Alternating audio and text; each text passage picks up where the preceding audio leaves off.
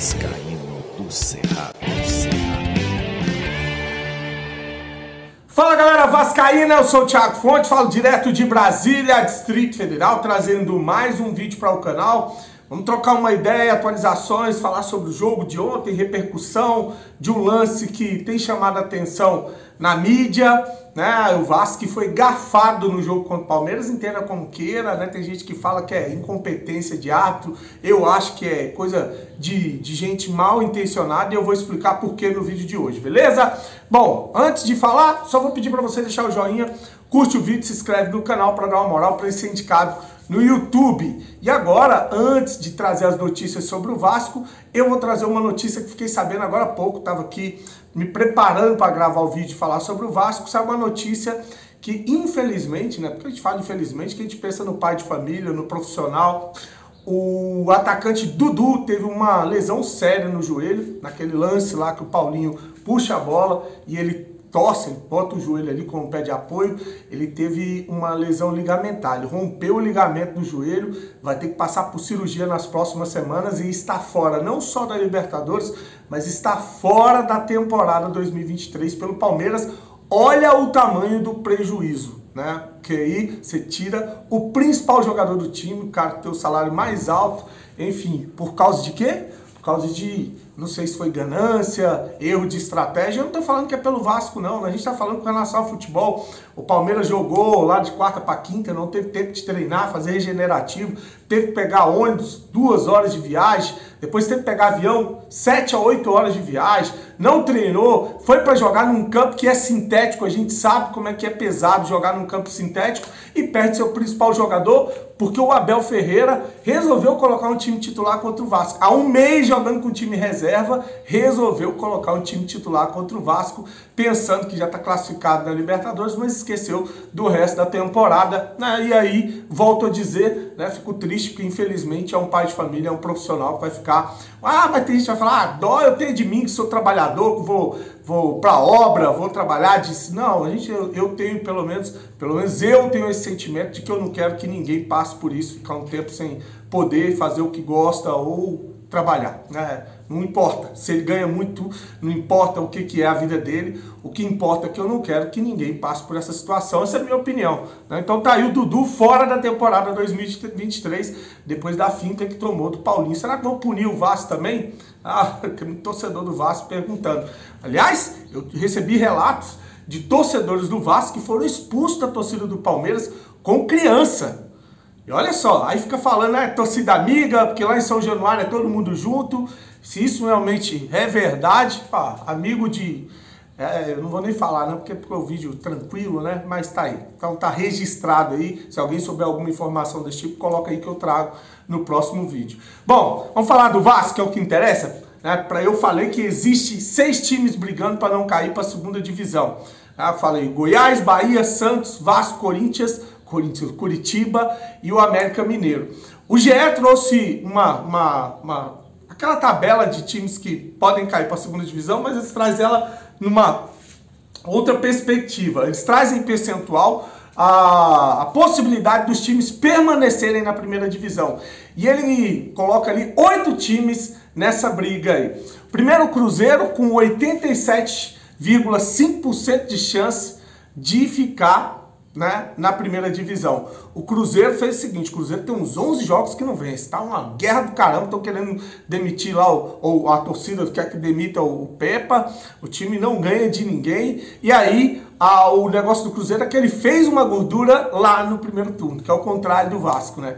O Vasco fez tudo errado no primeiro turno, fez tudo errado na primeira temporada, as escolhas todas baseadas ou pautadas em ganhar dinheiro, e a gente consegue resultados horrorosos em um turno inteiro, e agora vai ter que correr atrás de prejuízo no segundo turno. Olha aí, o Cruzeiro, mesmo passando por esse momento ruim, tem 87,5% de possibilidade de permanecer na primeira divisão pelos pontos que conquistou lá no primeiro turno. O Goiás tem 82,2%, falei Goiás, depois se reforçou, principalmente o sistema defensivo do Goiás, é muito difícil fazer gol no Goiás, então tem um percentual até mais elevado que o Inter, que vem depois, tem 80,2% de chance de permanecer na primeira divisão. Eu acho que o Inter não cai, porque o Inter está disputando Libertadores, tem um elenco mais qualificado agora, assim que eles estiverem focados só no brasileiro, não vão ficar nessa situação. Aí vem ali os times que eu falei, né?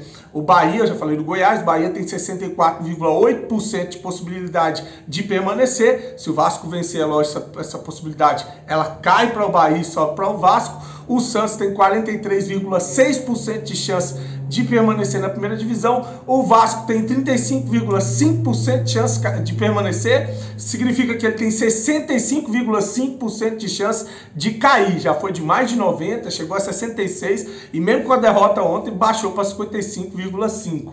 O América tem 20,9% de chance de permanecer. E o Coritiba tem 9,8% de chance de permanecer. Lembrar que o Vasco e o América tem um jogo atrasado para fazer aí, do primeiro turno, América e Vasco, né? Deve ser depois desse jogo contra o Bahia, é América e Vasco, tá? O jogo atrasado. E assim, 15º colocado Goiás, 24 pontos, 16º Bahia, 21, 17º o Santos, aí é o Z4 com 21, o Vasco é 18º com 16, dava para ter ido a 17 se não fosse a mão grande ontem.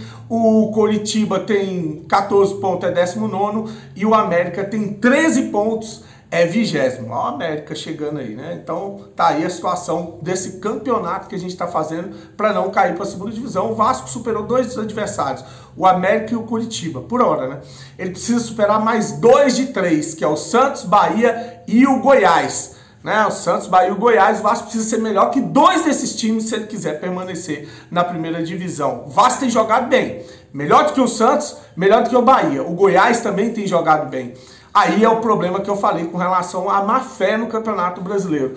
Porque eu acho, e eu falei isso aqui, ó, lá atrás, em lives, em vídeo, que estão fazendo aí é um movimento para salvar o Santos. O Santos que nunca caiu para a segunda divisão, e não querem que o Santos caia no ano que homenageia o Pelé, né? O Brasileirão Rei Pelé, o Santos cair, aí seria aí uma vergonha para o Santos. Então eu acho que está rolando uma operação nesse sentido, e os santistas que me desculpem, eu não confio, não acredito em pessoas no futebol brasileiro, né? Eu não estou dizendo que é o Santos que está fazendo essa armação, mas acho sim que está rolando uma armação para que o Santos permaneça vindo lá de cima, vindo da CBF, dos juízes, enfim, tá bem escancarado, né? Todo jogo tem uma gafada, uma sacanagem com relação ao Vasco. A 22ª rodada, Goiás encara o Internacional, jogo difícil pro Goiás. O América pega o Santos, né? Adversários aí direto nesse campeonato que eu falei. O São Paulo encara o Coritiba, jogo difícil para o Coritiba. Já o Vasco é o confronto direto contra o Bahia, jogando em Salvador e com uma estreia do meia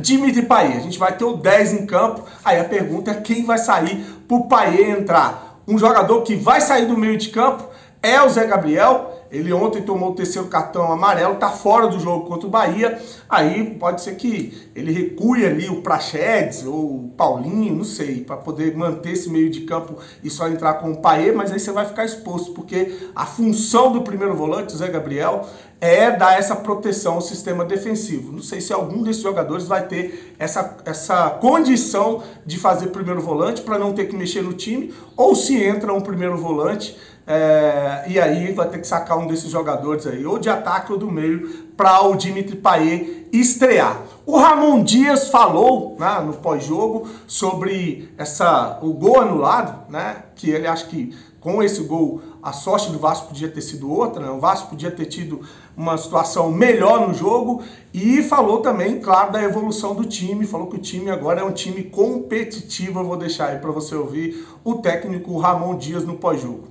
Que você falasse o que você achou da partida, né? No primeiro tempo o Vasco poderia até sair com 1-0, teve o gol anulado. Então a sua análise inclusive desse lance, a gente viu que você não concordou com a anulação do gol. Então que você falasse desse lance e da partida do Vasco de hoje como um todo.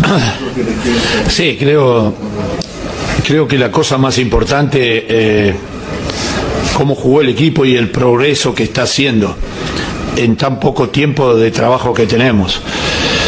El equipo demostró que está creciendo y cada vez está jugando mejor. Jugamos contra el futuro campeón de América, porque tiene un equipo que tiene hace mucho tiempo trabajado, es un gran entrenador, un gran equipo, y nosotros pudimos competir muy bien, salvo esa jugada que desafortunada, que no fue un buen aprete a la derecha, y viene la situación que tuvieron una chance para el gol. Pero yo tengo que agradecer a los jugadores por su actitud, a lo nuestro, por la actitud, por enfrentar situaciones complicadas, pero me parece que hicimos un gran partido. Merecíamos un poco más. Si el gol hubiera sido correcto, seguramente ahora se va a analizar todo lo que pasó y cómo fue la situación del gol. Pero contento por el equipo, porque competimos, está compitiendo y vamos a luchar hasta el final, así que muy contento con el equipo. Bom, comentarista de arbitragem lá da ESPN, a Renata Ruel, disse que o VAR, abre aspas, rasgou o protocolo, fecha aspas, aí, para a crítica feita ao gol anulado do Vasco, que está repercutindo muito.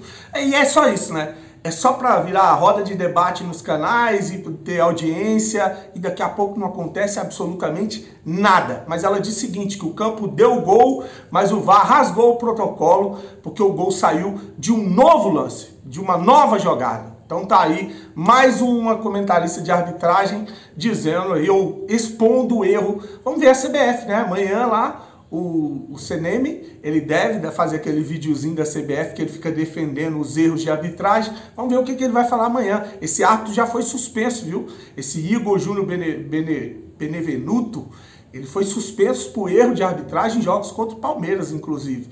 E aí, ele foi com um tempo de gancho e tá aí de volta fazendo mais lambança. E aí, esse é o nível de arbitragem do futebol brasileiro. É claro que a gente fala aqui, a gente fica revoltado, fala de corrupção, de má fé, mas tem muito de incompetência também, tem muito de despreparo, né? O problema é que tem muita tendência, né? Muito tendencioso com relação a alguns times. E muito tendencioso para o mal com relação ao Vasco, sempre, sempre, e outros times também, né? Para finalizar, o influenciador digital lá, o Casimiro Miguel, ele sentou o aço na falta de representatividade do Vasco. O Vasco não tem moral, nem pessoas ali que possam ter um respeito ou representatividade na CBF ou no futebol brasileiro. Não significa dizer que a gente quer que roubem para o Vasco, que o Vasco seja beneficiado. Não, basta não ser prejudicado, que já estaria de bom tamanho. O Vasco é historicamente prejudicado por arbitragem, pela CBF, por tudo que rola no futebol, né? Infelizmente, vou deixar aí para finalizar o Casimiro, desejando para você uma semana abençoada. Curte o vídeo, compartilha, se inscreve no canal. Grande abraço, fique com Deus, saudações vascaínas. Porra, não ajuda em nada, porque o Vasco não tem representatividade nenhuma na CBF. Não tem, irmão. A verdade é essa, não tem. O Vasco não tem moral, não tem peso mais nenhum nessa porra. Simples assim. Não tem, caralho. Não tem. E faz diferença pra caralho. Bastidor faz diferença para caralho. Para caralho. Sempre fez e sempre vai fazer. Ponto. Não tô falando de roubo, nem de esquema, nem de isso, aquilo, aquilo outro. Mas faz diferença.